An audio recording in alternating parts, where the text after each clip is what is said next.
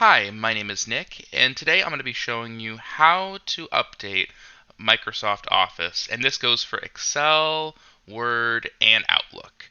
So say you're using Outlook and it's not receiving your emails or it's running a little slow. Well, the first thing that I like to check is I like to see if there's any updates. And the menus are the same across Word, Excel, and Outlook, and they all actually kind of update the same thing under the Microsoft umbrella. So what you're going to want to do first is you want to go up here to File on the top left corner, click on that, and once that moves over to this screen with all your account information, you're going to want to go down here to Office Account.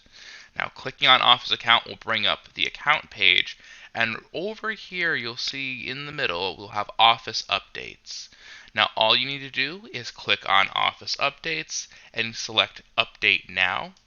And what this will do is this will search for updates. Now, in this example, my version of Outlook's already fully updated, but in yours, if it's not updated, you'll see a bar saying that it's downloading Office and that you're able to work while that's downloading, which you can continue to do what you need to do, but as soon as that's done downloading, it will reset Office, close whatever you're working on for Outlook, Excel, and Word, and then it will open up to the fully updated Office.